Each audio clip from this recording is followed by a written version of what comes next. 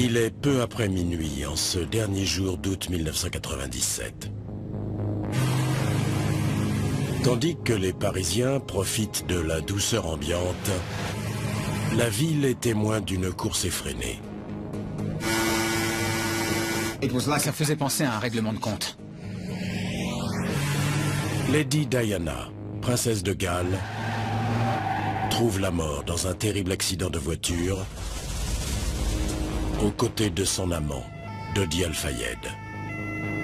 Let me say again how very sad Hillary and I are about the terrible accident that has taken the life of Princess Diana. Près de 20 ans plus tard, malgré des enquêtes poussées en France comme en Grande-Bretagne, le mystère plane encore sur l'accident fatal. Je ne pense pas qu'il s'agisse d'un accident, et le jury non plus.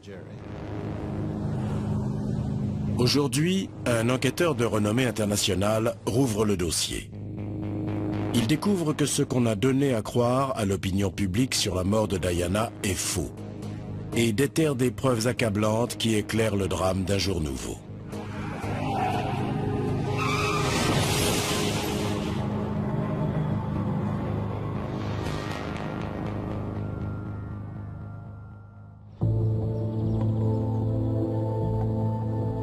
Colin McLaren, détective australien, est rompu aux enquêtes criminelles.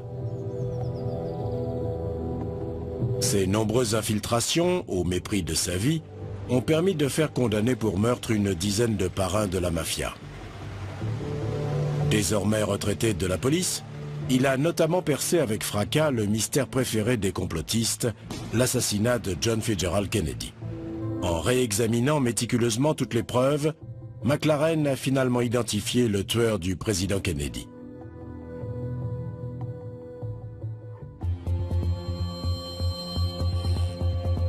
Aujourd'hui, il met ses talents exceptionnels au service d'une affaire qui conserve tous ses secrets depuis 20 ans, la mort de la princesse Diana. 3 grosses enquêtes en France et en Grande-Bretagne ont passé au crible tous les détails du drame. Pourtant, en examinant leurs résultats, McLaren fait émerger d'épineuses questions. Y avait-il une mystérieuse voiture blanche dans le tunnel au moment de l'accident? Est-elle à l'origine de la tragédie qui a tué Diana? Comment a-t-elle pu s'évanouir dans la nature? Et surtout, pourquoi n'apparaît-elle pas dans les archives? Un enquêteur n'aime pas les questions sans réponse. Et au-delà de ça, il n'aime pas les théories du complot. Mon but, c'est de démonter la théorie pour trouver la vérité.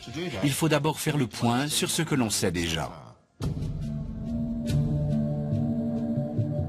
En cette soirée du 30 août 1997, la princesse Diana et son amant, Dodi Al-Fayed, dînent au Ritz, à Paris, un hôtel qui appartient au père de Dodi, le milliardaire Mohamed Al-Fayed. Peu après minuit, ils décident de rentrer à l'appartement de Dodi tout proche. Pour éviter les paparazzis massés à l'extérieur, Dodi décide de partir par la porte de service, puis dans une voiture de location conduite par le responsable de la sécurité de l'hôtel. Les paparazzis s'en aperçoivent et se lancent aux trousses de la Mercedes du couple. À minuit 25, la berline roule à toute allure sous le pont de l'Alma, mais elle quitte sa trajectoire et s'écrase contre un pilier.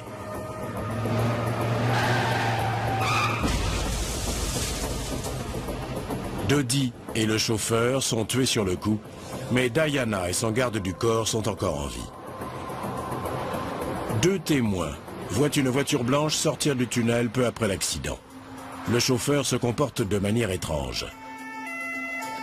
Peu après 4 heures du matin, ce dimanche 31 août 1997, la nouvelle de la mort de Diana se diffuse dans le monde. C'est le choc.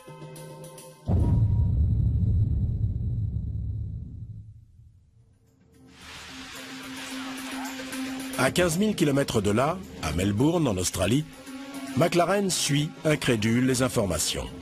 À l'époque, il est maître de conférence en gestion de scènes de crime au très réputé centre de formation de la police australienne. Il ne comprend pas les méthodes de la police française. La police française a arrêté 7 paparazzi pour homicide. Il n'est donc pas logique qu'elle ait traité le drame comme un simple accident de la route.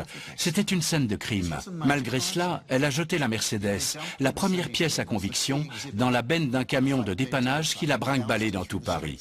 Des tas de preuves ont pu tomber à ce moment-là. Ensuite, la municipalité a balayé et nettoyé la scène de crime, avant de rouvrir le tunnel à la circulation au bout de 4 heures seulement. Au regard de la procédure et du traitement d'une scène de crime, c'est une aberration.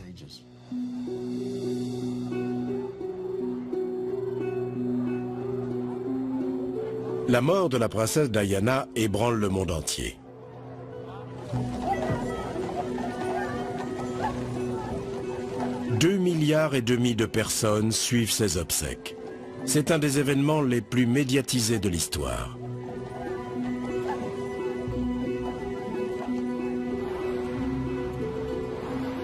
Tandis que le monde est à sa peine, Colin McLaren, étonné par les agissements de la police française, se rend à Paris de son propre chef pour exercer ses talents d'expert sur la scène de crime.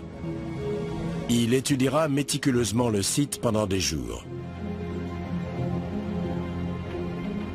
Aujourd'hui, 20 ans après les faits et le bouclage de 3 longues enquêtes dans 2 pays, McLaren peut enfin entamer ses investigations depuis sa base au cœur de Paris.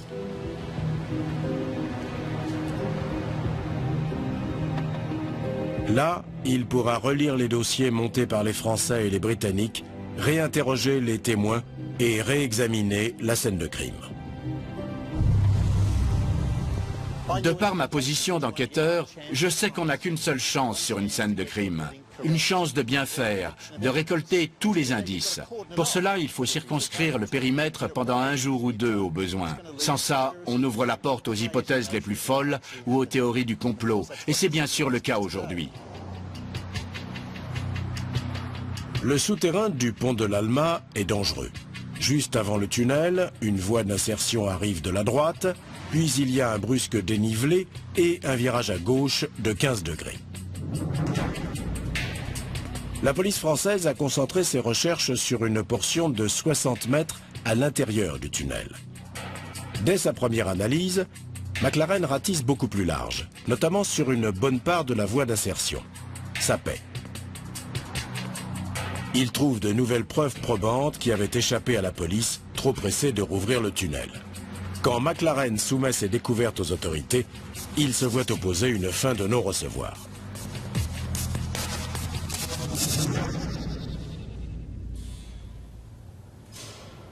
Peu après l'accident, les paparazzis sont accusés d'avoir traqué la princesse et ainsi provoqué sa mort.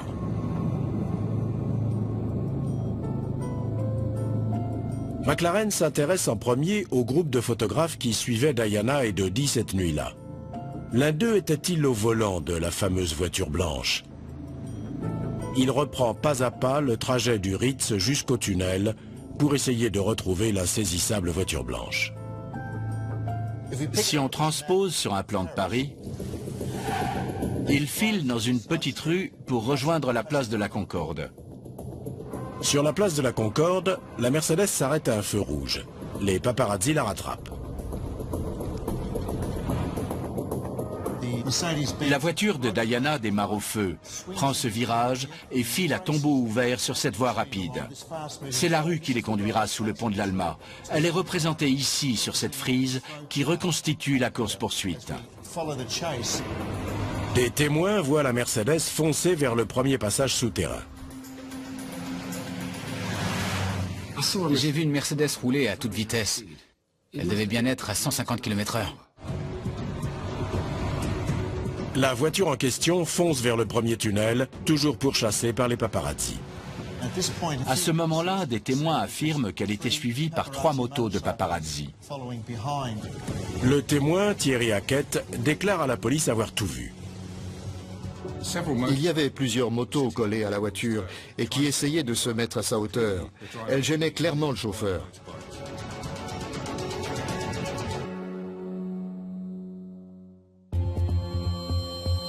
Mohamed Al-Fayed, le père de l'amant de Diana, est aussi l'employeur du chauffeur de la Mercedes. Son ancien attaché de presse rejette entièrement la faute sur les paparazzis. Leur comportement est inqualifiable. Ils les ont traqués sans relâche. Leur conduite était dangereuse, puisqu'ils ont essayé de les arrêter ou de les ralentir pour prendre de meilleures photos.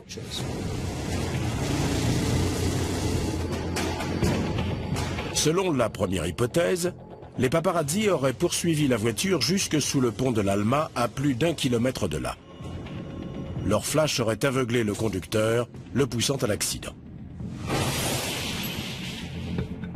D'après le clan Al-Fayed, cette photographie aurait été prise peu avant l'accident. On y voit Henry Paul au volant et à côté de lui, le garde du corps. Diana et Dodi sont à l'arrière. Le problème, c'est qu'on ne discerne aucun mouvement, ni aucun reflet de phare dans le pare-brise.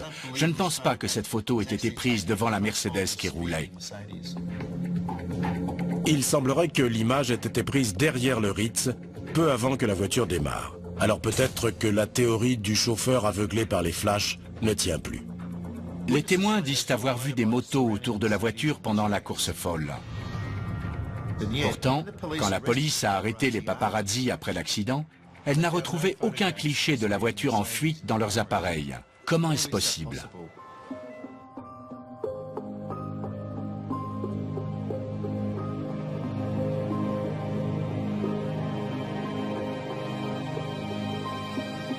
Pour démêler le vrai du faux, McLaren examine d'étranges marques retrouvées sur les lieux du drame peu après. Des indices qui ont échappé à la police. Juste là, sur la chaussée, j'ai trouvé 2 traces de pneus parallèles, d'un peu plus de 7 mètres de long. Elles semblaient toutes récentes. Bien sûr, je me suis demandé si ça pouvait être la marque d'une Mercedes. Alors je les ai mesurées, photographiées, et je me suis adressé à un professionnel. La distance entre les roues d'un même essieu s'appelle la voie. Elle permet d'identifier un véhicule. Vincent Messina, expert automobile et spécialiste de l'ABS, nous répond depuis l'Extrême-Orient. McLaren lui a fixé un rendez-vous vidéo pour analyser les mesures qu'il a prises devant le tunnel. Vincent, vous avez étudié mes mesures. Qu'en pensez-vous ? Ce modèle a une voie très large, à plus ou moins 1 mm de ce que vous avez mesuré. C'est rien. Au vu des traces de pneus, on a une voie d'1,18 m. J'en déduis donc qu'il s'agit très probablement d'une Mercedes. La largeur des pneus et l'écartement des traces de freinage correspondent tout à fait au modèle de voiture incriminé. Pouvez-vous déterminer la vitesse de la Mercedes au moment où elle a laissé ses marques? Elle était équipée d'un des premiers systèmes ABS Bosch.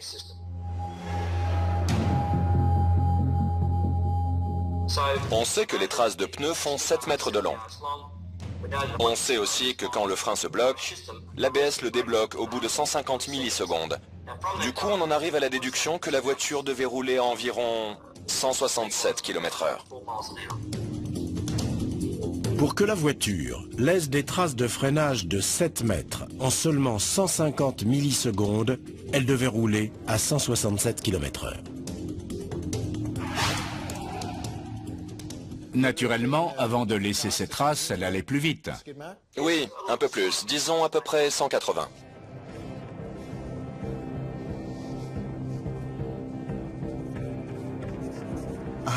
À 180 km/h, la voiture aurait déposé les paparazzi dès le premier tunnel.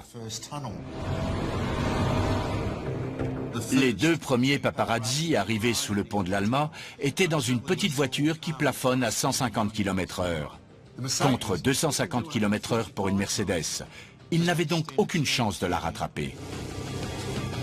Ils étaient à 1000 lieues de la Mercedes quand elle est entrée sous le pont de l'Alma. Les paparazzi ne peuvent pas être à l'origine de l'accident. Si l'on en croit ces éléments, au moment où la voiture de Diana est rentrée dans le tunnel du pont de l'Alma, les paparazzi étaient trop loin pour voir qui ou ce qui a causé l'accident. Ils n'ont pas non plus aperçu la mystérieuse voiture blanche. Laurent Sola, agent de photographe, représente certains des paparazzi qui ont pris Diana en chasse cette nuit-là. Vos photographes y étaient? Oui.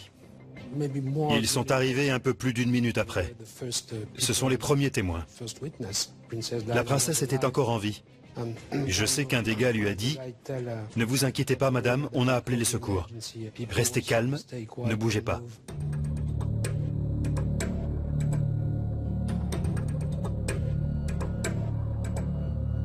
Les paparazzi sont alors accusés d'avoir entravé l'action des secours qui essayaient de sauver la vie de Diana.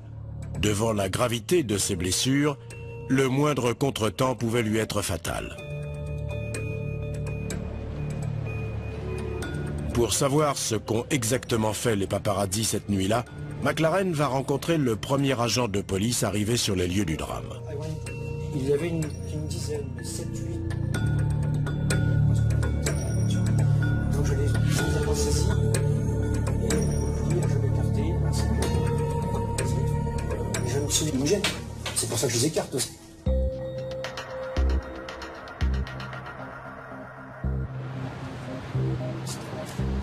Les paparazzi n'ont donc pas gêné les secours, pas plus qu'ils n'ont causé l'accident puisqu'ils sont arrivés une bonne minute après les faits.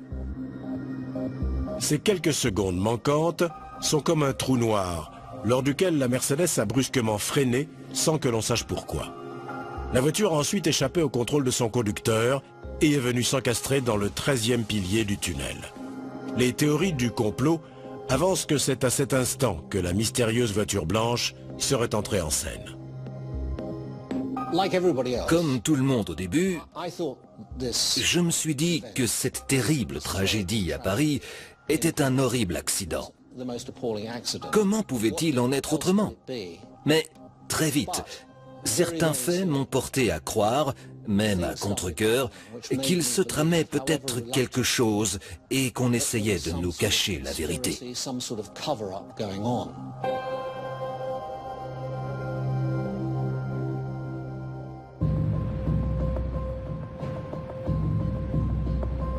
Les découvertes de l'enquêteur Colin McLaren établissent que les photographes qui pourchassaient la princesse Diana n'ont pas pu provoquer l'accident qui lui a coûté la vie. Reste à savoir qui a initié cette course folle. La mystérieuse voiture blanche, peut-être? Les paparazzi étaient intrusifs. Ils étaient indéniablement casse-pieds, mais Diana avait l'habitude. Qu'est-ce qui a changé ces photographes parasites en loups enragés?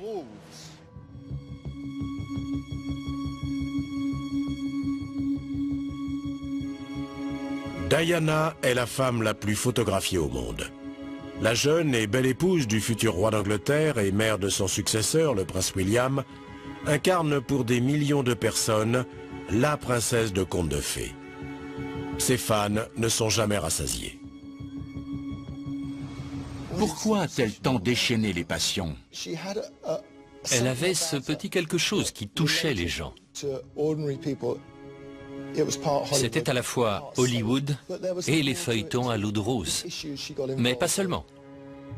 Les questions auxquelles elle s'est attaquée ont trouvé un écho dans le monde entier. Mais le conte de fées vole en éclats. Le prince Charles entretient depuis longtemps une relation avec une femme mariée, Camilla Parker Bowles. Diana et Charles divorcent en 1996, mais l'aura de Diana ne ternit pas. C'est Diana qui fascinait. Dès que les magazines ou les journaux la mettaient en couverture, ils se vendaient comme des petits pains. C'est justement une de ces unes qui déclenchera une réaction en chaîne et conduira à cette issue fatale dans le tunnel du pont de l'Alma. À l'été 1997, Diana ne chôme pas. Mohamed Al-Fayed, le propriétaire du Ritz à Paris et du grand magasin Harrods à Londres, l'invite avec ses enfants en vacances dans le sud de la France. Il demande ensuite à son fils aîné, Dodi, de venir divertir la princesse. Dodi Al-Fayed, alors âgé de 42 ans, est, grâce au soutien de son père, producteur de films. Quand Mohamed l'appelle, Dodi est à Paris avec sa fiancée Kelly Fisher. Ils ont prévu de se marier bientôt. Mais quand son père ordonne, Dodi s'exécute. Il abandonne donc Kelly à Paris et s'envole pour Saint-Tropez. Diana et les jeunes princes profitent des vacances. C'est aussi un franc succès pour Mohamed Al-Fayed car Diana et Dodi s'entendent immédiatement. À tel point qu'une fois ses enfants ramenés en Angleterre, Diana retourne à 2 reprises dans le sud de la France pour y retrouver Dodi. Il aurait par ailleurs confié à son père la lourde tâche d'annoncer à sa fiancée que le mariage n'aurait pas lieu et qu'elle ne devait plus l'appeler. Flairant l'idylle naissante, les paparazzi ne quittent pas le couple d'une semelle. Et un jour, un photographe décroche le scoop. Il prend une photo qui agitera les médias du monde entier, le baiser de Dodi et Diana. Normalement, la Diana que je connaissais aurait remué ciel et terre pour que l'histoire ne sorte pas. Mais quelque chose me dit que ça ne la dérangeait pas. Diana ne s'oppose pas à la publication, et pour cause. Son compagnon, depuis 2 ans, le docteur Asnat Khan, vient de rompre avec elle. Son histoire avec la femme la plus célèbre au monde est trop lourde à porter pour ce modeste médecin. Les clichés de Dodi et Diana sur le yacht sont censés être des photos volées, mais il n'en est rien. Au contraire, ils étaient bien organisés et montés par Diana. Elle voulait rendre Asnat Khan jaloux. Elle l'aimait toujours? Oui, absolument. On a souvent reproché à Diana de se plaindre de la presse alors qu'elle en profitait largement. Beaucoup considèrent qu'elle se servait de la presse quand ça lui chantait. C'est paradoxal car ce sont les mêmes qui la critiquaient pour ça qui ne manquait aucun article ou photo d'elle. Avant son histoire avec Dodi, Diana entretient avec les paparazzi une relation de bonne intelligence.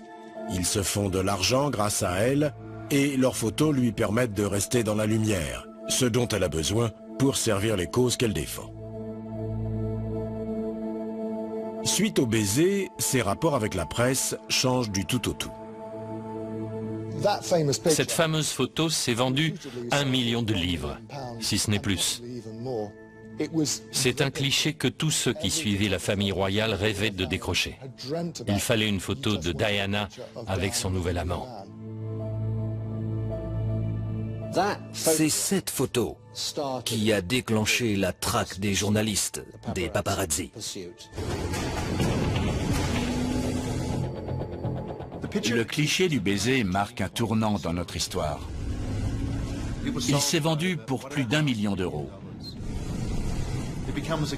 Ça a radicalement changé le rapport de Diana avec les paparazzi. Ils voulaient tous leurs photos à 1 million. Et pour une telle somme, ils étaient prêts à tout. Voilà ce qui a motivé la course-poursuite. Au-delà du baiser, une autre photo déchaîne encore plus les spéculations. Diana est-elle enceinte de Dodi? Va-t-elle l'épouser?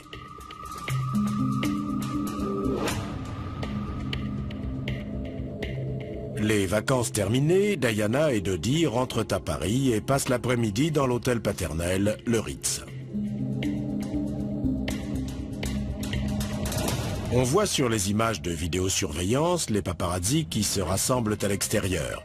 Pas question de manquer le moindre mouvement du couple star. Il pourrait y avoir un autre baiser, une bague, une annonce. Bien placé et au bon moment, un photographe pourrait se faire une fortune.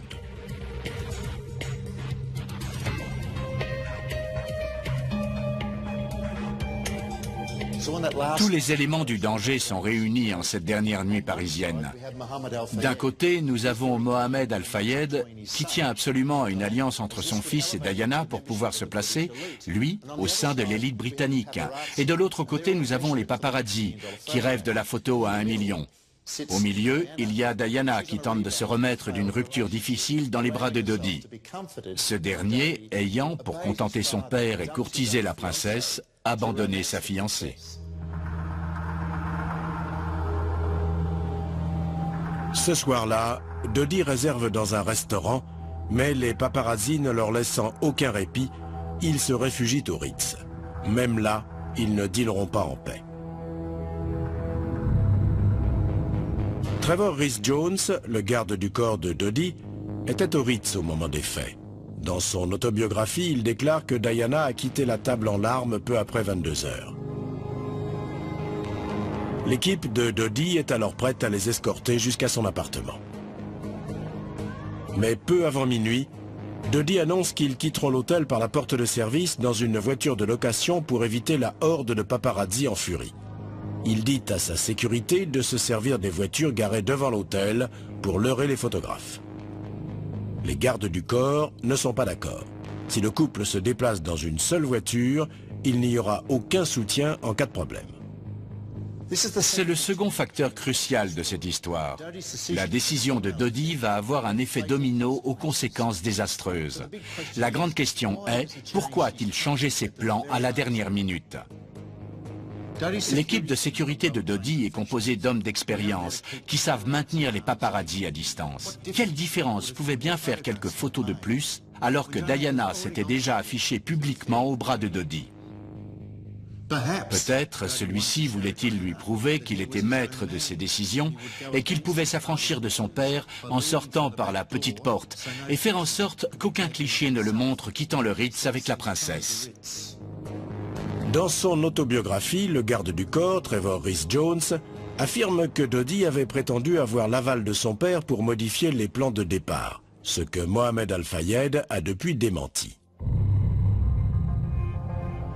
À minuit 17, une berline Mercedes S280 se gare à l'arrière de l'hôtel. Une poignée de photographes qui surveillaient la porte de service voient Diana et Dodie monter dans la voiture et partir en trombe. Mes photographes l'ont vu démarrer plein pot.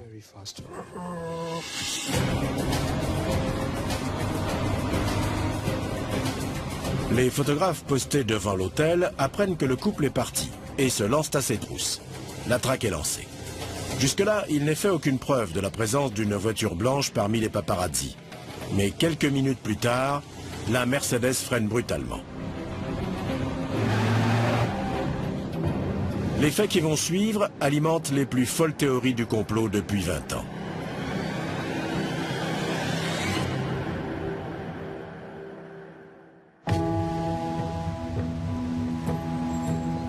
Le célèbre enquêteur Colin McLaren s'attaque au mystère de la mort de la princesse Diana. Il sait que la Mercedes qui la conduisait a semé les paparazzis bien avant d'atteindre le pont de l'Alma. Cependant, juste aux abords du tunnel, elle a été contrainte de freiner sèchement.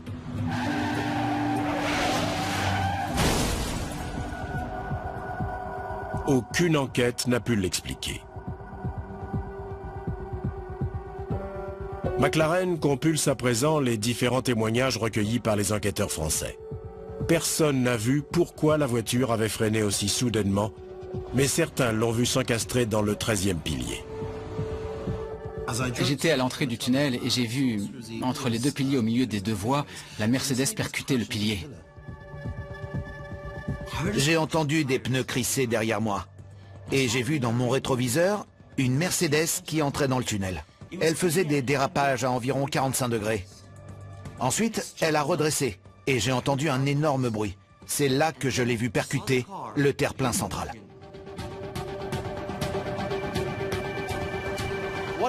Le témoignage de Medjadi est intéressant, car il a entendu les crissements de pneus avant que la Mercedes entre dans le tunnel. C'est sans doute le coup de frein que certains témoins évoquent dans cette zone-là, et qui correspondrait aux traces de pneus de 7 mètres que j'ai retrouvées. Certains témoins ont juste entendu l'accident. J'ai entendu un énorme bruit, puis un gros crissement de pneus. Et après, un deuxième impact très fort. Aucun de ces témoins n'a vu ce qui a forcé la Mercedes à freiner si brusquement, ni ce qui l'a poussé à l'accident. Aucun d'entre eux n'a vu de petites voitures blanches entrer dans le tunnel. Toutefois, 2 personnes l'ont vu sortir en toute hâte du tunnel peu après l'accident, éraflé et cabossé. La police ne l'a jamais retrouvé. La presse et le public sont prompts à élaborer leurs propres hypothèses quant à ce qui s'est passé. La première théorie du complot émerge 2 heures seulement après le drame. Bien vite, plus de 36 000 sites web relaient la rumeur d'un coup monté.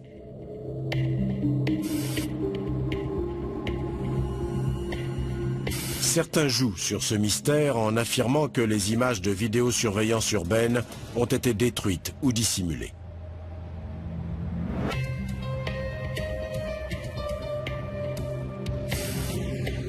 Le fait qu'il manque ces images est pour le moins curieux. Il y a 10 caméras de surveillance entre le Ritz et le pont de l'Alma. Mais quand la police a voulu les consulter, elle a été très surprise. La Mercedes n'apparaît à aucun moment entre l'hôtel et le tunnel. Aucune caméra n'a enregistré la moindre image. Comment cela est-il possible dans une capitale européenne moderne? En France, les lois qui encadrent le droit à l'image sur la voie publique sont très strictes. Les caméras qui se trouvent entre le Ritz et le pont de l'Alma sont exclusivement tournées vers les entreprises et résidences privées. Il y a bien une caméra dans le tunnel, mais la nuit de l'accident, elle ne fonctionnait pas.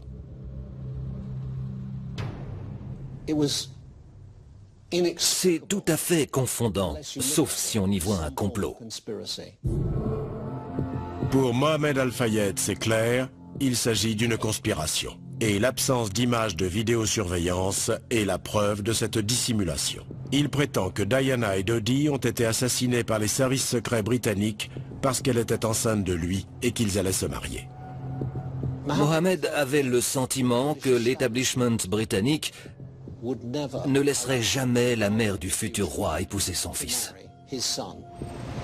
L'élite britannique n'a jamais accepté Mohamed Al-Fayed et n'apprécie pas qu'il ait pris le contrôle du grand magasin Harrods. Bien qu'à la tête du fameux Harrods de Knightsbridge, Mohamed n'a jamais réussi à entrer dans les bonnes grâces du gratin britannique. D'ailleurs, il s'est toujours vu refuser le passeport britannique. Plus offensante encore, le prince Philippe a fait retirer les armoiries royales de la façade du grand magasin. Plusieurs jours après l'accident, Al-Fayed révèle que Diana lui avait dit que le prince Philippe l'avait menacé. Philippe ne s'entendait pas avec Diana. Il ne l'aimait pas. Pourquoi? Par rapport notamment à l'aventure de Charles et Camilla. Pour lui, Diana devait encaisser sans rien dire. Mais ce n'était pas son genre. Elle a eu donc une liaison avec James Hewitt. Philippe l'a traité de tous les noms. Il n'a jamais été tendre. Elle était très peinée. Al-Fayed tient sa revanche. Il s'est largement répandu sur le fait qu'il pensait que la famille royale, et en particulier le prince Philippe, ainsi que les services secrets, étaient derrière ce complot. Les accusations d'Al-Fayed défient le sens commun, mais un étonnant document ressort. C'est le compte-rendu d'une conversation entre Diana et Lord Mishcon, un éminent avocat. Elle confie être persuadée que la famille royale veut se débarrasser d'elle. McLaren a retrouvé le document aux archives nationales. Diana a eu le pressentiment qu'un accident de voiture serait orchestré par la famille royale. Mishcon a consigné cet échange par écrit et c'est daté d'octobre 1995, soit près de 2 ans avant la mort de la princesse. D'après son Altesse royale, des sources sûres lui auraient rapporté qu'il était envisagé qu'elle ait un accident de voiture provoqué par une rupture volontaire des freins, par exemple, qui la blesse ou l'affecte au point qu'elle soit déclarée inapte. Des accusations qui pourraient paraître fantaisistes si elles n'étaient sous-tendues par un profond désaccord entre Diana et le gouvernement britannique. La campagne de Diana en faveur de l'interdiction des mines antipersonnelles commence à prendre une résonance internationale, ce qui n'est pas du goût de l'industrie de la défense britannique. Elle était considérée comme une menace parce qu'évidemment la Grande-Bretagne est un des 3 plus gros exportateurs d'armes au monde. I am committed to supporting in whatever way I can the international campaign to outlaw these dreadful weapons. Ils ne voulaient pas que quelqu'un vienne saper leur petit commerce. La vente de mines terrestres rapporte gros, très gros. Un membre du Parlement déplore ouvertement les interventions de Diana. La politique du gouvernement en matière de mines terrestres est très scrupuleuse et les déclarations de la princesse de Galles vont à l'encontre de cette politique. Il y a tout un tas de gens qui n'appréciaient pas les positions de Diana.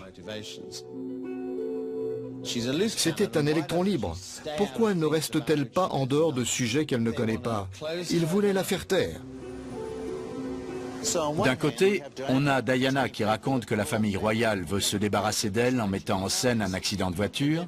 Et de l'autre, on a Mohamed Al-Fayed qui déclare après l'accident que c'est ce qui s'est passé. Mais peut-on vraiment orchestrer un tel acte? Si Diana coûtait aux entreprises d'armement des millions de dollars en exportation, on peut imaginer que quelqu'un ait voulu la neutraliser. Qui se sentait menacé au point de devoir faire quelque chose? Je ne pense pas qu'il s'agisse d'un accident, et le jury non plus. Les traces de freinage prennent un jour plus sinistre encore. McLaren se replonge alors dans le témoignage de ceux qui auraient vu les éléments d'un acte délibéré. François Levistre abordait la sortie du tunnel cette nuit-là quand il a vu des faits troublants dans son rétroviseur. J'ai vu une voiture entourée de motos. Une des motos a fait une queue de poisson à la Mercedes. Il y a eu une grande lumière blanche et la voiture s'est mise à zigzaguer. Et puis ça a été l'accident. Ça faisait penser à un règlement de compte. J'ai continué à rouler. J'avais peur qu'on s'en prenne à moi. Un autre témoin, dans une voiture qui roulait derrière la Mercedes, a assisté à quelque chose de très similaire. J'ai vu une grosse lumière, et ensuite comme si quelque chose heurtait autre chose. Un boom, et ensuite un crissement. Si la voiture de Diana a pu freiner aussi bien, c'est que les freins étaient en bon état, et donc pas trafiqués, comme elle le craignait. Cependant, les autorités britanniques ne balaient pas cette hypothèse.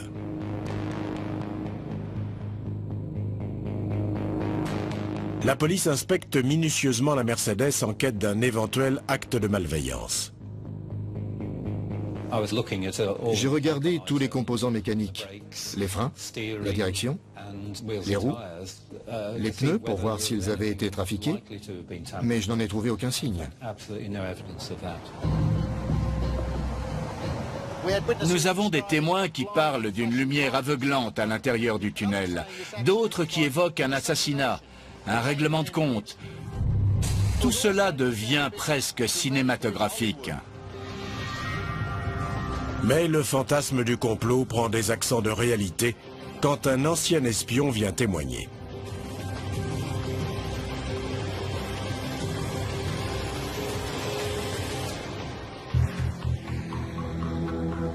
En refaisant l'enquête sur l'accident de voiture qui a coûté la vie à Lady Diana en 1997, Colin McLaren découvre qu'il est fait mention d'une lumière éblouissante qui aurait aveuglé le chauffeur de la voiture et provoqué son accident.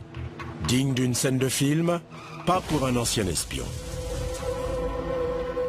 Richard Tomlinson était un agent des services de sécurité britanniques. Il a mis au jour un plan visant à éliminer Slobodan Milosevic dans un tunnel avec des véhicules lancés à grande vitesse et un flash de lumière pour aveugler le conducteur. Lors des auditions, les responsables ont reconnu qu'un tel plan existait, mais qu'il n'avait jamais été mis en œuvre. Si, comme le prétend Mohamed Al-Fayed, les services secrets britanniques avaient dû tuer Diana, ils n'auraient certainement pas suivi un mode opératoire qu'ils avaient préalablement rejeté. Alors quelle est cette lumière aperçue dans le tunnel? C'est normal qu'il y ait eu de la lumière, car la voiture avait ses phares. Elle a percuté un pilier avant de partir en tête à queue. La lumière a jailli dans tous les sens. Un autre témoin dit avoir vu la Mercedes cernée par deux véhicules sombres. J'ai remarqué deux voitures et une moto qui se suivaient de très près et qui roulaient vite. La première voiture était de couleur sombre et la deuxième, c'était la Mercedes noire. La police française retrouve et interroge les conducteurs de la voiture et de la moto vus par Benoît Bourra. Le propriétaire de la voiture dit aux enquêteurs qu'il a vu la Mercedes s'engager à toute vitesse dans le tunnel derrière lui. De peur qu'elle ne le percute, il a accéléré pour lui échapper. Le motard déclare qu'il a appelé les secours et essayé d'aider Diana. Son témoignage se révélera totalement faux. Il est donc éliminé de la liste des témoins.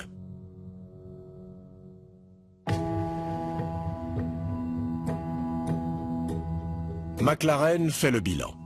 Si les paparazzis n'ont pas provoqué l'accident mortel et que les théories du complot ne tiennent pas, qui ou qu'est-ce qui est à l'origine de l'accident qui a coûté la vie à Lady Diana? L'étrange voiture blanche aperçue sur les lieux du drame demeure un point d'interrogation auquel personne n'a encore su répondre. La grande majorité des crimes a une explication simple. En l'occurrence, Diana s'était mis à dos quelques marchands d'armes et son ex-belle-famille. Elle se sentait utilisée. Et alors qu'elle dîne en tête-à-tête avec le nouvel homme de sa vie à Paris, quelque chose la chagrine. On la voit même en larmes. Dodie, qui dépend entièrement de l'argent de son père, veut montrer à Diana qu'il sait prendre des décisions, mais pas forcément les bonnes, comme celle de partir par la petite porte du Ritz. Autre initiative fâcheuse, celle de confier le volant à Henri Paul. Henri Paul travaille au Ritz depuis 10 ans. Il a été promu au rang de directeur adjoint de la sécurité de l'hôtel. C'est un homme de confiance employé par Mohamed Al-Fayed. Alors quand Dodie envisage de quitter l'hôtel dans la Mercedes de location, c'est tout naturellement qu'il demande à Paul de conduire. Mais une semaine après l'accident, un journal britannique n'hésite pas à présenter Henri Paul comme le responsable de la mort de la princesse Diana. Al-Fayed demande immédiatement à son chef de la sécurité d'impliquer les services secrets français dans le projet d'assassinat de Dodie et Diana. Les titres sont sortis avant même que les prélèvements d'Henri Paul soient analysés. C'est une fuite des autorités françaises. Quand les résultats des tests sanguins d'Henri Paul sont rendus publics, il confirme les gros titres. En France, la limite légale pour conduire est fixée à 0,5 g d'alcool par litre de sang. La concentration d'alcool relevée chez Henri Paul était d'1,74 g, soit plus de 3 fois la limite. Henri Paul dépasse de 3,5 fois la limite et pourtant, personne ne semble rien remarquer. On le voit sur les images marcher tout à fait normalement. Il échange même avec la princesse Diana et Dodie Al-Fayed. Visiblement, ils n'ont pas eu l'impression qu'il était ivre, sinon il ne serait certainement pas monté dans sa voiture. Les proches d'Henri Paul jurent que ce n'était pas un gros buveur. Il avait une consommation normale. Moi, pourtant je le fréquentais, on va pas dire assidûment, je ne l'ai jamais vu ivre. Un autre élément troublant viendrait étayer la thèse de Mohamed Al-Fayed, selon laquelle les échantillons de sang du chauffeur auraient été échangés. Le médecin d'Henri Paul déclare qu'il souffrait de dépression et qu'il veillait à ne pas trop boire. Elle lui avait d'ailleurs prescrit un antidépresseur et un médicament contre la dépendance à l'alcool. Au moment de l'accident, il prenait ces deux médicaments. À mon avis, l'échantillon de sang a été échangé, car on n'y retrouve aucune trace de ces médicaments. Ce n'est donc pas son sang, car il ne contient pas ces molécules. Les échantillons de sang ont-ils pu être échangés? Les enquêteurs français découvrent alors que la personne qui a effectué les prélèvements n'a même pas pris la peine d'étiqueter les fioles. Elles ont été laissées au frais jusqu'au lendemain et c'est là qu'une autre personne les a étiquetées. Il est donc possible qu'elles aient été échangées. Mais pourquoi quelqu'un voudrait-il échanger les échantillons de sang d'Henri Paul? Al-Fayed affirme que c'était pour incriminer son chauffeur, car s'il était ivre, c'était la couverture idéale pour les services secrets britanniques. Face à ces accusations, les autorités françaises ordonnent un nouveau prélèvement de sang chez Henri Paul. Les premières analyses n'ont révélé aucune trace de médicaments, les deuxièmes, si. Et les résultats sont explosifs. La deuxième analyse de sang prouve qu'Henri Paul était bien 3,5 fois au-dessus de la limite autorisée et sous traitement. Un cocktail détonnant quand il s'agit de conduire, quelle que soit la vitesse. Al-Fayed modifie alors sa stratégie. il se retourne contre son fidèle employé et le prétend informateur pour les renseignements britanniques et français. Al-Fayed affirme que c'est Henry Paul qui a persuadé son fils de sortir par la porte de service du Ritz et d'emprunter le tunnel du pont de l'Alma où Dodi et Diana couraient à une mort certaine. Cependant, un employé de l'hôtel déclare que Dodi est d'abord venu informer un de ses collègues de son intention de sortir par la petite porte et que celui-ci ne devait en prévenir qu'Henry Paul. Ce qui démontre que ce dernier ignorait tout du plan en amont. Il est aussi très peu probable qu'Henry Paul, qui n'était pas chauffeur professionnel, accepte de participer à un complot qui pouvait lui coûter la vie. Les allégations d'Al-Fayed ne tiennent pas, mais McLaren ne peut les écarter tant qu'il n'a pas répondu aux questions qui minent cette affaire. Qu'est devenue la mystérieuse voiture blanche?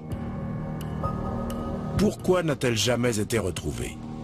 La réponse à ces questions va encore épaissir le mystère.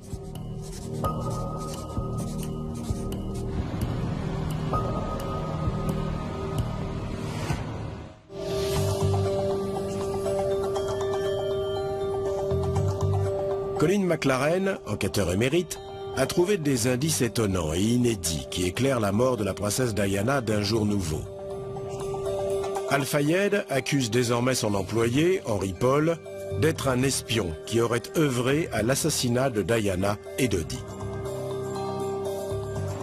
Les motivations d'Henry Paul en cette dernière journée sont bien plus simples que le complot meurtrier qu'imagine Mohamed Al-Fayed.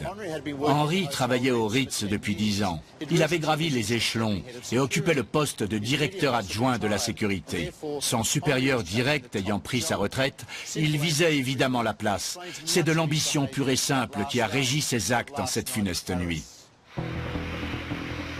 Quand Dodi, Diana et consorts rentrent à Paris à la fin de leurs vacances, les paparazzis sont là. 2 voitures du Ritz les attendent aussi à l'aéroport. L'une d'elles est conduite par Henry Paul qui sème les photographes pour impressionner Dodi. Mais une de ses passagères n'apprécie pas l'initiative. Henry Paul a bien failli nous tuer.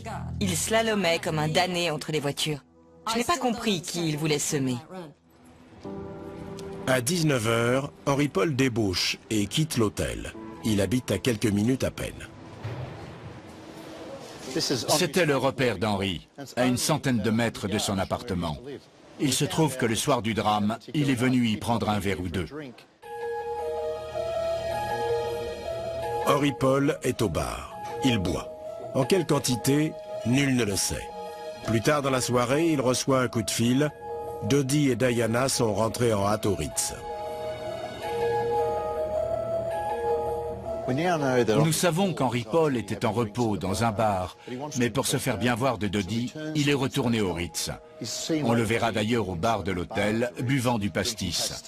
Un alcool fort, comparable au whisky, à ceci près que quand on y ajoute de l'eau, il prend une couleur jaune-orangé. Les gens du bar ne savaient donc pas exactement ce qu'ils buvaient. Est-ce qu'avec 2 verres d'apéritif à l'anis, on peut arriver à 1,74 g? Non, il n'aurait pas eu cette concentration d'alcool avec 2 verres, parce qu'une partie aurait déjà été métabolisée, consommée. Au moment où il a pris le volant, il aurait été sous la limite autorisée. Donc, pour arriver à 1,74 g, il avait consommé beaucoup plus d'alcool. Oui, ça veut dire que soit il a bu discrètement au Ritz, soit avant de rentrer à l'hôtel ce soir-là.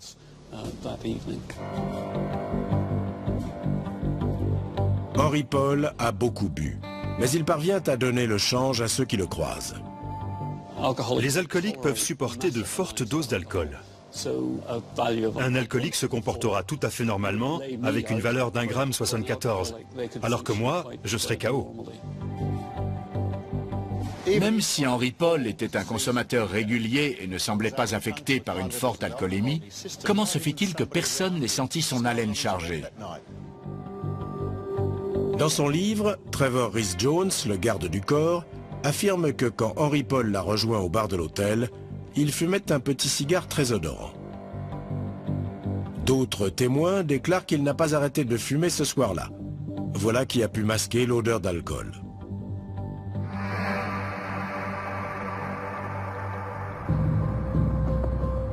À ce stade de la soirée, les gardes du corps et les chauffeurs d'Al-Fayed attendent les ordres pour ramener le couple à l'appartement de Dodi, où il doit passer la nuit. Et les gardes du corps avaient un protocole bien rodé. Le couple devait être dans un véhicule conduit par un chauffeur expérimenté, et leurs 2 gardes du corps dans une autre voiture qui les suivait de près. Et ça marchait bien. À 22h30, les gardes du corps reçoivent un message qui les met en alerte. Dodi et Diana quitteront l'hôtel par la porte de derrière. Les 2 véhicules garés devant sont censés leurrer les paparazzis.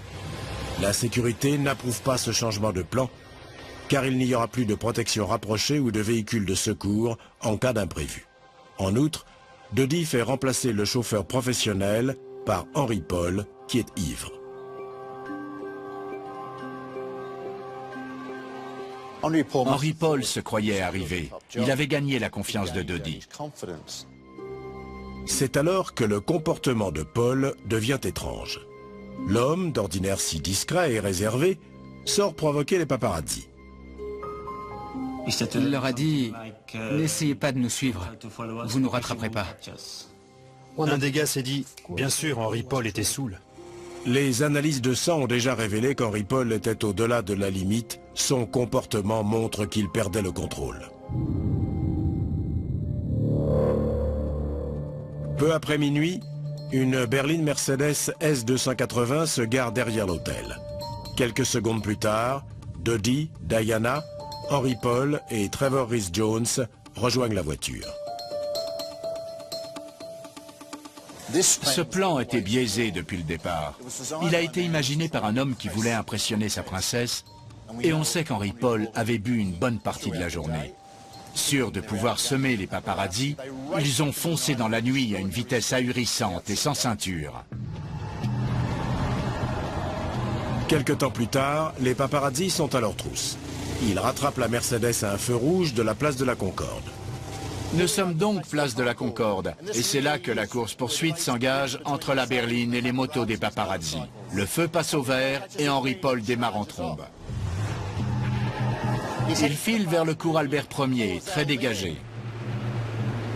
Les témoins affirment qu'Henry Paul bifurque dans la 4 voies dans un crissement de pneus à environ 130-140 km/h. C'est cette route qui le mènera sous le pont de l'Alma. Paul a maintenant 2 tunnels à négocier. Ils sont tous les 2 dangereux.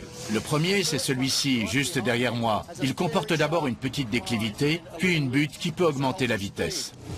Les paparazzis déclarent que quand ils sont arrivés au premier tunnel, ils avaient perdu la Mercedes de vue. La Mercedes classe S280 peut atteindre une vitesse très importante. Elle a aussi été conçue pour une conduite fluide et confortable. C'est peut-être cette technologie de pointe qui a trompé Henry Paul ce jour-là.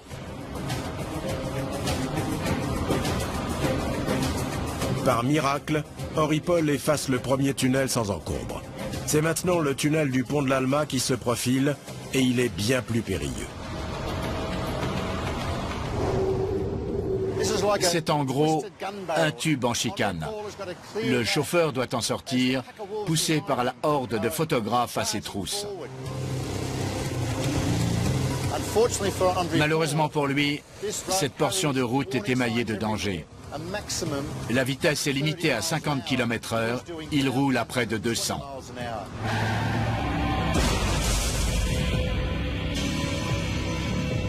Contingenté par l'urgence de rouvrir cette artère très passante, la police française ne concentre ses recherches que sur une zone de 60 mètres à l'intérieur du tunnel. Pourquoi a-t-elle restreint ses recherches à l'intérieur du tunnel? Pourquoi a-t-elle rouvert le tunnel à la circulation si rapidement après le drame? J'étais certain qu'on était passé à côté de preuves essentielles. J'avais raison. Pendant que la police passe au crible les lieux de l'accident, un passant tend aux agents un bout de plastique orange qu'il a retrouvé par terre.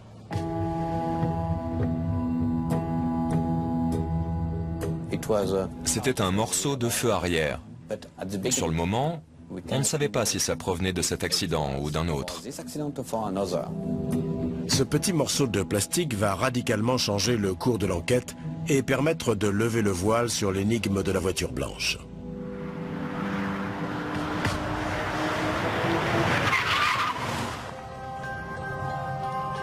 Un fragment de feu arrière retrouvé près des lieux de l'accident permettra à l'enquêteur Colin McLaren de mettre au jour la véritable cause de l'accident de la princesse Diana. La police découvre ensuite un rétroviseur près des bouts de feu arrière. C'est celui de la Mercedes. Il détient un précieux indice. On a retrouvé le rétroviseur droit de la Mercedes avec une trace de peinture blanche. Elle avait aussi beaucoup de traces sur le flanc droit. D'abord une petite trace, puis une longue traînée. Ça prouve qu'il y a eu contact à l'entrée du tunnel entre la Mercedes et un autre véhicule. La Mercedes est entrée en collision avec une autre voiture, une voiture blanche. Après les traces de pneus et les résidus de gomme retrouvés par McLaren, cet élément vient compléter le puzzle. Le colonel Touron explique à McLaren que son équipe a cherché pendant des jours de quelle voiture pouvait provenir cette peinture blanche. Elle a trouvé. Nous avons une méthode pour analyser même un éclat de peinture. Grâce à la spectroscopie infrarouge, on obtient un spectre. On a comparé ce spectre au panel de peinture qu'on a au labo. Et il s'est avéré qu'il s'agissait de la couleur Bianco Corfu 224. Touron découvre alors que cette peinture n'est utilisée que par un fabricant de voitures. C'était la peinture exclusive de la Fiat Uno. On a donc identifié une Fiat Uno. La peinture blanche de code Bianco Corfu 224 n'a été appliquée que sur les Fiat Uno construites entre 1983 et 1987. La police peut à présent resserrer ses recherches. Les enquêteurs français dressent alors un déroulé des faits tels qu'ils les imaginent. Tandis que la Mercedes fonce vers le tunnel, une Fiat Uno blanche s'insère à faible allure sur la voie principale par la bretelle d'accès. Aucun témoin ne l'a vue avant cela. Puis elle descend la petite déclivité pour entrer dans le tunnel, où elle se fait rattraper par Henri Paul. Il tente de l'éviter, mais les effets d'une vitesse excessive et de l'alcool associé aux médicaments altèrent ses réflexes. Il érafle le flanc de la Fiat et perd son rétroviseur droit. Pour la police, la collision se serait produite là où elle a retrouvé le fameux rétroviseur et les morceaux de feu arrière, à environ 8 mètres à l'intérieur du tunnel. Si l'on positionne la Fiat Uno près du mur, et à côté de cette Fiat, la Mercedes, et qu'on pointe un laser dans la direction du 13e pilier, on obtient une ligne droite qui relie l'entrée du tunnel au 13e pilier. Pour McLaren, ça ne colle pas. À ce moment-là, la Mercedes roulait à 110-130 km/h. L'inertie aurait propulsé le rétroviseur et les morceaux de feu bien plus loin dans le tunnel. Les débris de la collision ont été retrouvés à 8 mètres à l'intérieur du tunnel, ce qui veut dire que l'impact s'est produit bien en amont. Cela explique-t-il enfin les étranges traces de pneus au sommet de la butte?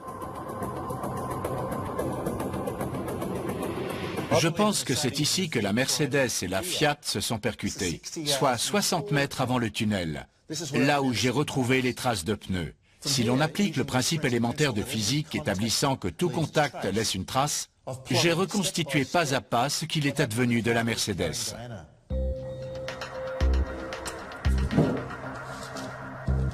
McLaren a trouvé ce que la Mercedes avait fait entre le moment où elle a semé les paparazzi et sa fin tragique sous le pont de l'Alma.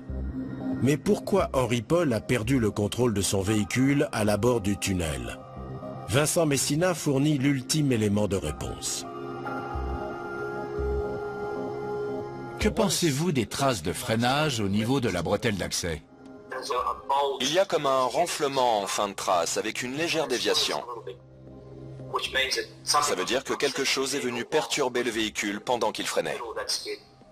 Est-ce que vous pensez qu'un véhicule léger aurait pu causer cette fluctuation de mouvement?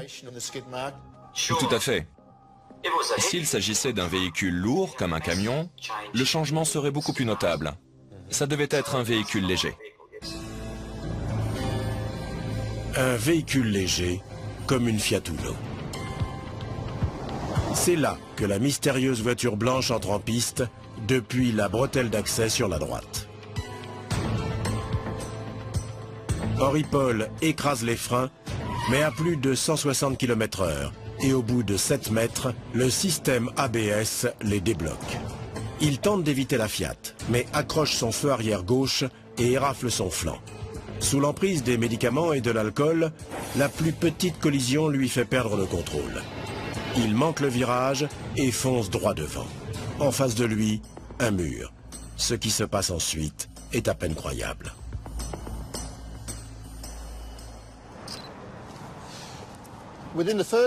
La première heure de mon premier jour à Paris en 1997, j'ai remarqué ces marques ici, sur le bord de cette dalle en béton. Ce sont des résidus de gomme qui allaient de là à là. Il semblait qu'ils avaient été déposés là quelques heures seulement auparavant. En frottant la main dessus, de petites particules de pneus se détachaient. Pour moi, il n'avait pas encore plu dessus. Alors comment des traces de gomme pouvaient-elles se retrouver à plus d'1 mètre du sol?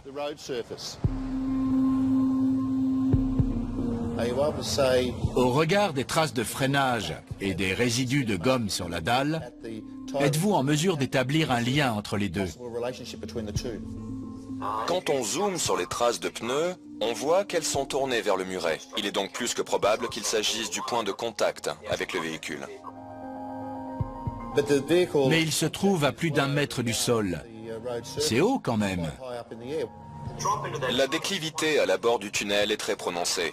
Si on roule à 180 km/h à l'endroit où les traces de pneus ont été retrouvées, la voiture quitte littéralement la route. Elle a décollé un bon moment. Sachant que la voiture pesait autour de 2 tonnes.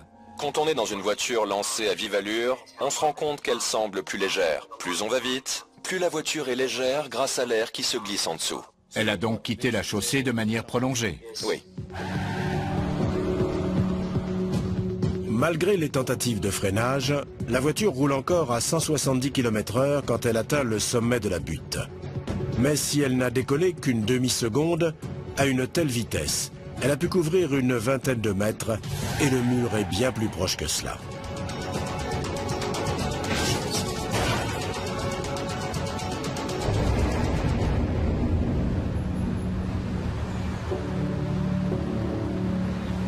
McLaren veut maintenant soumettre ses découvertes à un homme qui sait comment se comporte un bolide à pleine vitesse. Ben Collins est pilote de course et cascadeur. Cela fait plus de 20 ans qu'il pratique la vitesse. C'est lui qui double Daniel Craig dans James Bond. Il a aussi incarné le Stig dans la célèbre émission britannique Top Gear. Si les pneus ne sont plus en contact avec la chaussée, on ne peut plus contrôler sa vitesse et on atterrit direct dans le mur. En 1 seconde seulement, la Mercedes folle quitte la route et heurte le muret, ses roues frottant sur le parapet. 3 mètres au-delà des résidus de gomme, j'ai trouvé sur le bord de la dalle des sillons récents qui allaient de droite à gauche, comme si quelque chose l'avait percuté en entrant dans le tunnel.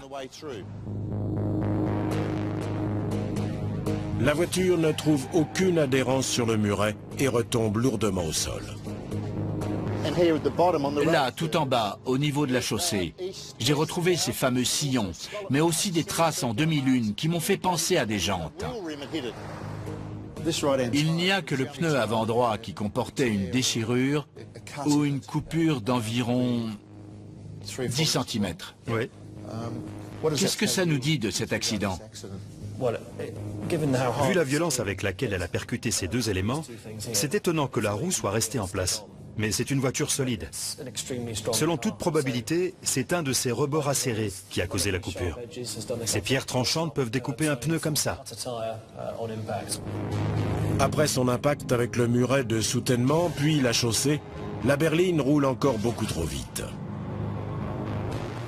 Quelle que soit votre vitesse quand vous quittez cette bretelle, elle ne diminuera pas avant d'arriver en bas. Vous perdrez peut-être 15, 20 km/h suite au choc, mais l'angle est trop oblique. Ça ne suffit pas. Ça ne marche pas. Henry Paul tente désespérément de reprendre le contrôle de la voiture, mais avec un pneu crevé à l'avant, c'est très difficile. La Mercedes fonce encore à 100-110 km/h. Son sort est scellé.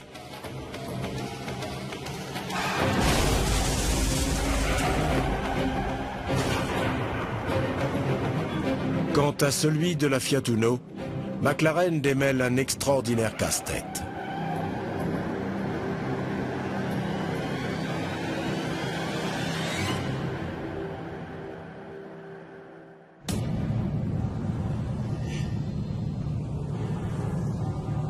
L'enquêteur Colin McLaren a découvert pourquoi la Mercedes qui transportait Lady Diana a dû freiner brusquement à l'approche du tunnel du pont de l'Alma. Une petite voiture blanche s'est insérée devant elle. Henry Paul, qui roulait à plus de 160 km/h, l'a percuté et perdu le contrôle de son véhicule. Il n'y a pas beaucoup de gens qui se sortiraient d'une telle situation. Parce que même sans manœuvre d'évitement, avec un freinage d'urgence, le volant à redresser, il y a un énorme transfert de masse qui empêche de bien maîtriser la voiture. La berline percute le 13e pilier, puis par effet rebond, traverse la chaussée pour s'encastrer dans le mur face à son sens de circulation. La Fiat Uno blanche disparaît dans la nuit, laissant derrière elle une nuée de questions sans réponse et déclenchant une traque éperdue. Mohamed Al-Fayed avance que la disparition de la Fiat est la preuve qu'elle a été utilisée par les services secrets britanniques pour provoquer l'accident qui a coûté la vie à Diana et Dodi. Je débloquerai 1 million de livres la semaine prochaine. Cette somme reviendra à quiconque pourra aider à retrouver le propriétaire de la Fiat. Il est évident qu'Al-Fayed sautait sur la moindre occasion d'étayer sa théorie du complot. Au début, j'y ai vu l'acte désespéré d'un père en deuil qui s'en prend à tout le monde. C'était compréhensible, mais finalement, je me suis dit qu'il se jouait peut-être autre chose. McLaren demande à Christian Curtil, l'avocat qui a représenté Trevor Rhys-Jones dans l'enquête française, pourquoi un homme d'affaires aussi puissant que Mohamed Al-Fayed s'est complu dans une telle théorie du complot. Selon moi, il voulait éviter que le Ritz soit jugé responsable et donc poursuivi.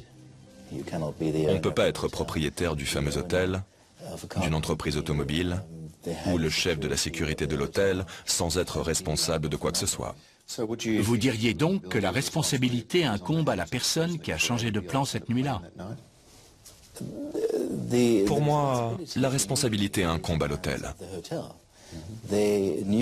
Tout le monde savait évidemment qui séjournait et comment organiser la sécurité. La société de location de voitures n'aurait pas dû laisser un homme saoul et inexpérimenté prendre le volant.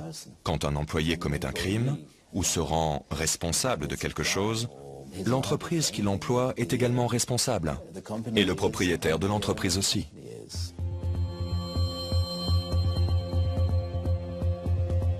Aussi farfelues que puissent paraître les allégations d'Al-Fayed, la police ne peut les écarter sans avoir parlé au conducteur de la Fiat. Mais la voiture s'est évanouie dans la nature, et elle n'est pas facile à retrouver. Milliers dans les rues de Paris. Tout ce qu'on sait, c'est qu'il s'agit d'une voiture blanche construite entre 1983 et 1987.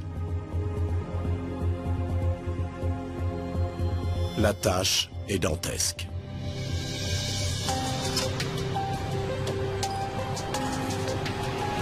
Les archives téléphoniques de la police révèlent une piste inattendue. Parmi les centaines d'appels reçus après la tragédie, une interlocutrice parle d'une Fiat Uno blanche qu'elle aurait aperçue avec son mari quittant le tunnel la nuit du drame. Colin McLaren la retrouve à Paris. La première déposition de Sabine Dawson a été snobée par la police. Pourtant, McLaren pense que ces révélations sont la clé du mystère. Vous étiez à Paris, c'est cela? Oui, nous étions à Paris. Pouvez-vous me montrer sur la carte à quel endroit vous avez vu la Fiat blanche? Oui, on venait de dîner de ce côté, sur la rive gauche. On traversait le pont de l'Alma un peu après minuit. Et juste là, au bout du tunnel, on a vu la Fiat Uno. Derrière la Fiat, Sabine se rend vite compte que le conducteur a un problème. Il zigzaguait. On pensait qu'il était ivre. La mère de Sabine a une Fiat Uno blanche, elle y prête donc particulièrement attention. J'ai vu que la voiture était cabossée et sa peinture éraflée. Sabine et son mari dépassent la Fiat en perdition et en profitent pour bien regarder le conducteur. Il était petit. Il avait les cheveux noirs et courts, le teint mat. Il regardait dans son rétroviseur comme si quelque chose le perturbait. Il était comme ça pour essayer de voir derrière. Il avait l'air calme, ivre ou plutôt agité? Plutôt agité. Sur la banquette arrière, il y avait un gros chien. Il portait une muselière orange. Sur les plaques d'immatriculation de l'époque figurait le numéro de département. Sabine se souvient qu'il s'agissait de la région parisienne. Je me souviens qu'elle était immatriculée dans le 92 ou le 78, dans ce coin-là. Vous êtes sûr que c'était une voiture de la région? Certaine. Très bien. Ces deux départements comptent 4500 Fiat Uno. La police entame un travail de fourmi. Il faut retrouver le conducteur de la Fiat. Le garde du corps a survécu à l'accident, mais gravement blessé à la tête, il ne se souvient de rien. Seul le conducteur de la voiture blanche sait ce qui s'est passé dans le tunnel cette nuit-là. Les recherches s'étendent pour enfin faire taire les théories du complot. Les semaines passent et la police est toujours bredouille. Jusqu'au jour où un homme se présente dans un commissariat parisien. Un jeune Français d'origine vietnamienne de 22 ans, M. Lee Van Tan, est venu pour s'acquitter d'une amende pour une Fiat Uno blanche. Sauf que la voiture garée devant le commissariat est rouge. Tous les autres détails de cette voiture concordent avec ceux de la Fiat blanche recherchée par la police. Elle interroge Lee Van Tan. Dans sa déposition signée, il stipule que la nuit de l'accident, il travaillait comme agent de sécurité en dehors de Paris.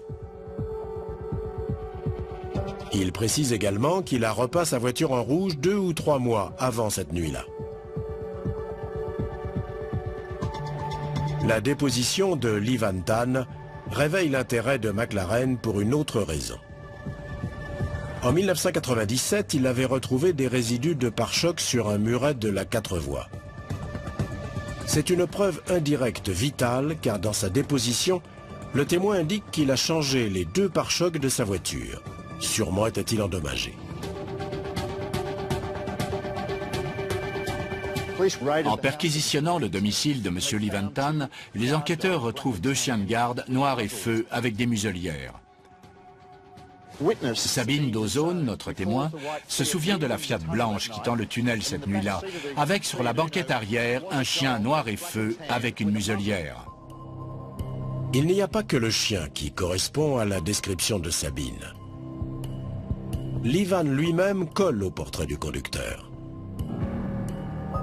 Quelques années après les faits, son père, François, incrimine encore davantage son fils dans une interview accordée aux journalistes. C'est difficile pour moi d'accepter qu'il ait été dans le tunnel cette nuit-là. Mais ce que je sais, en tant que père, c'est que ses propos ne tenaient pas. À l'époque, son comportement a changé. et ça ne l'a pas quitté depuis. Tout ce que je sais, c'est que sa voiture a été repeinte quelques heures seulement après l'accident mortel de la princesse Diana. Livan admettra plus tard qu'il était bien au volant de sa voiture dans les rues de Paris la nuit de l'accident, mais il est catégorique, il n'était pas au niveau du pont de l'Alma, même s'il ne se souvient pas où il était ni qui l'a vu. La police saisit la voiture et la fait analyser par la brigade scientifique. Vous-même, vous avez vu la voiture? Oui. Sous la peinture rouge, on a très vite retrouvé la peinture blanche d'origine. Vous vous souvenez si le flanc gauche de la voiture a été analysé ou examiné? En tout cas, je sais que j'ai regardé l'arrière de la voiture. L'arrière, oui. Pas l'avant. Pourquoi? Je ne me souviens pas, mais il y avait une déformation. Je ne me rappelle pas exactement, mais du souvenir que j'en ai, ce n'était pas compatible avec l'accident de la Mercedes.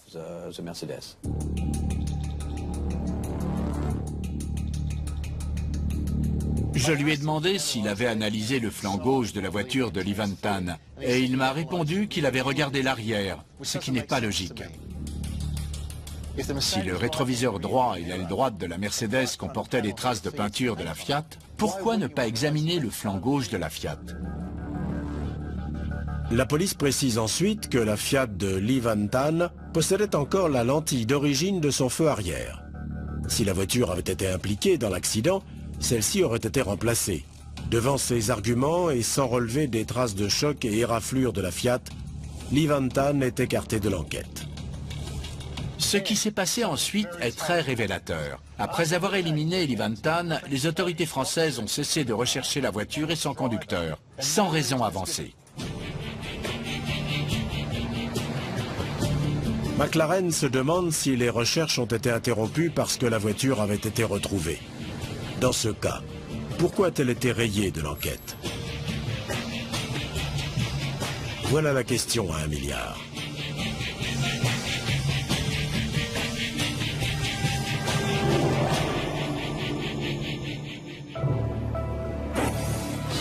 Notre enquêteur Colin McLaren a démontré que la Mercedes de Lady Diana avait percuté une Fiat Uno blanche à l'extérieur du tunnel. Devenue incontrôlable, la berline s'est ensuite écrasée contre un pilier. La Fiat, quant à elle, a disparu. 5 ans après l'enquête française, la police métropolitaine britannique s'intéresse de près aux théories du complot qui entourent la mort de la princesse de Galles. C'est l'opération Paget.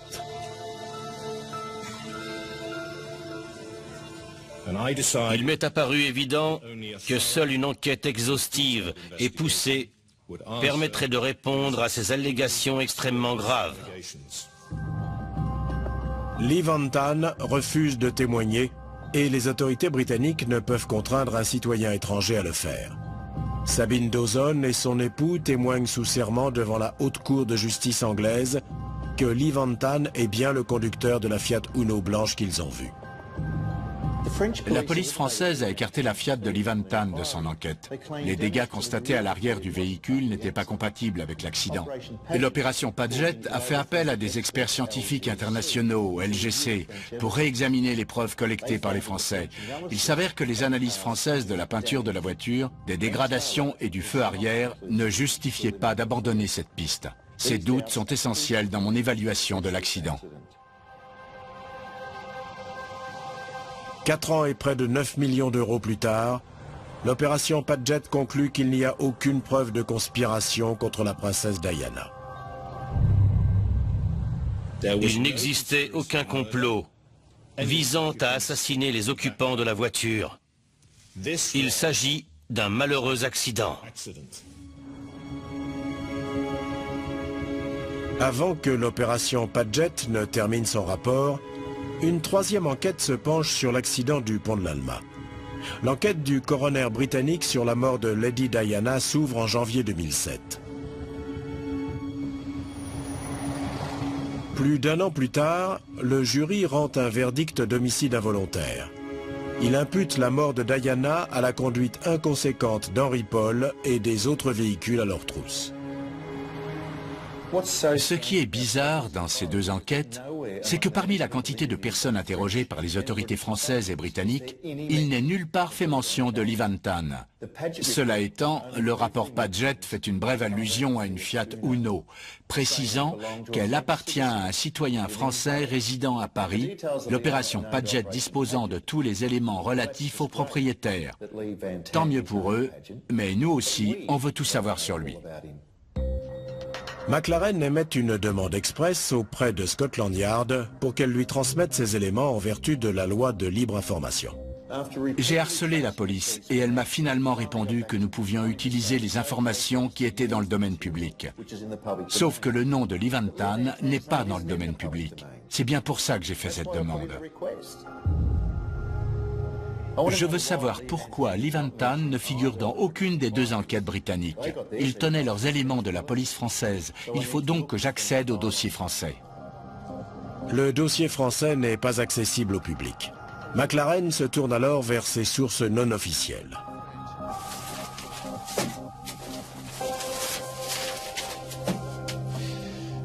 J'étais sur le point de rentrer. Je devais quitter Paris. Mais j'ai reçu un coup de fil de mes deux contacts paparazzi. Ils m'ont dit qu'ils avaient quelque chose pour moi.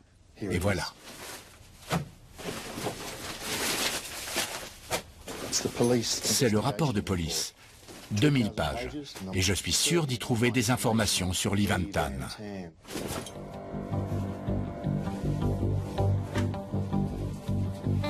McLaren épluche le rapport à la recherche du fameux Lee Van Tan, mais là encore, il se heurte à un mur. Il n'apparaît nulle part. A-t-il été effacé du dossier parce qu'il n'était pas dans le tunnel au moment de l'accident, ou pour une autre raison? Le témoignage qui relie Lee Van Tan au lieu du drame est irréfutable. Sabine Dawson et son mari l'ont tous les deux identifié comme étant le conducteur de la Fiat blanche qu'ils ont vu à la sortie du tunnel. Il possède un chien qui ressemble à celui qu'ils ont vu et sa plaque d'immatriculation correspond au numéro de département dont Sabine se souvient. Et même si Lee Van Tan le nie, son père affirme qu'il a repeint sa voiture juste après l'accident. Le groupe d'experts internationaux mandaté par l'opération Paget affirme que la voiture de Lee Van Tan ne peut être définitivement écartée de l'enquête. Mais la police française assure que Lee Van Tan n'était pas dans le tunnel parce que son feu arrière gauche est de l'année et du modèle d'origine. Pour la police française, si c'était la voiture de Lee Van Tan, sa lentille de feu arrière aurait été changée. Elle oublie juste qu'il aurait très facilement pu la remplacer par une lentille d'occasion du même modèle.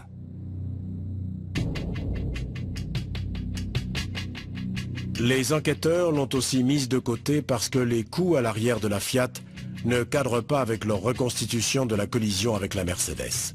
Or, McLaren a prouvé que leur reconstitution était erronée. Ils ont positionné les véhicules à l'intérieur du tunnel alors que l'accrochage a eu lieu en haut de la butte. Un tout autre faisceau de circonstances qui modifie le point d'impact entre les deux véhicules.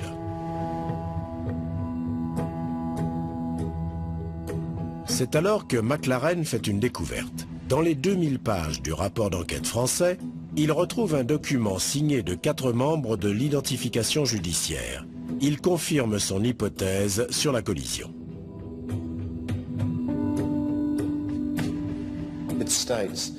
Il est écrit que le contact entre ces deux véhicules n'a pu être qu'un contact entre l'aile et la portière avant droite de la Mercedes et l'arrière gauche d'un véhicule Fiat Uno. Sur ces photos, on voit bien les éraflures sur l'aile avant droite et la portière de la Mercedes, comme le stipule le document. Il est aussi écrit que l'arrière gauche de la Fiat Uno a pu être endommagée pendant la collision.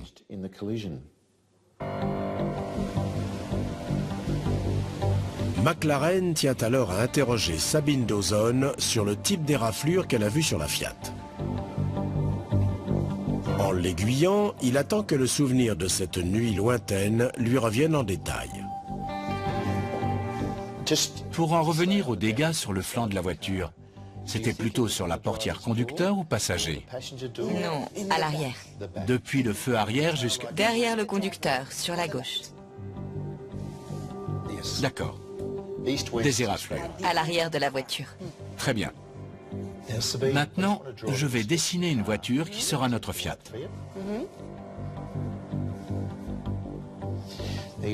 Vous dites avoir vu le conducteur cette nuit-là. Il était à gauche. Voilà. Voilà mon conducteur. Oui. Vous avez aussi parlé d'un chien dans la voiture. Oui. Vous vous souvenez où il était? Juste derrière le conducteur. Il regardait par la vitre. Admettons que ce soit le chien. Pouvez-vous m'indiquer avec ce surligneur quel feu arrière était amoché? De ce côté. Il y avait des éraflures sur tout le flanc de la voiture. Comme ça. Jusque-là? Il me semble, oui. Parfait. Et elles allaient de droite à gauche? Oui. Pas de haut en bas. De droite à gauche. Merci. La mémoire de Sabine est extraordinaire.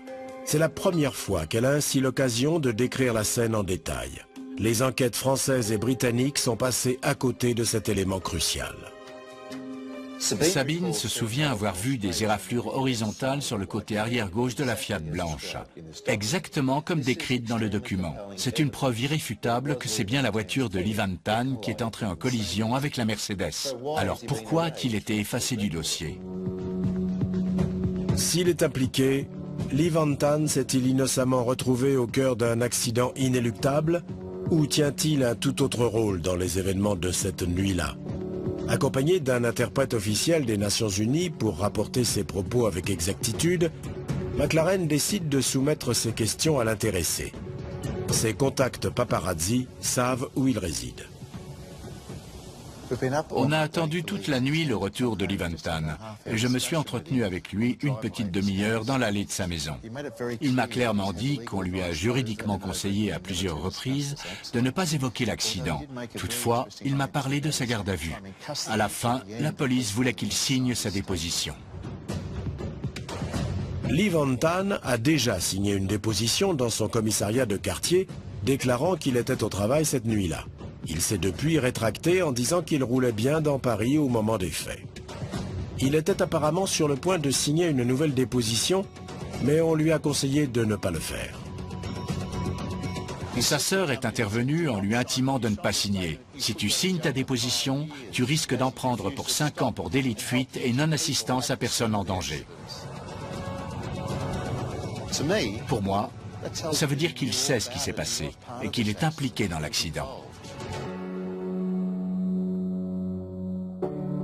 Je trouve fort étrange qu'innocent, comme il dit l'être, il ne se soit pas présenté spontanément pour dire « J'ai bien été accroché par cette Mercedes noire, je suis innocent, je suis désolé, j'aurais dû parler plus tôt. » S'il l'avait fait, il n'y aurait pas eu de question.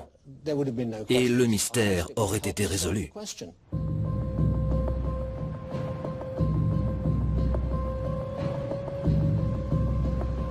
Les producteurs du documentaire ont écrit à Lee Van Tan pour lui demander une réaction à ces découvertes.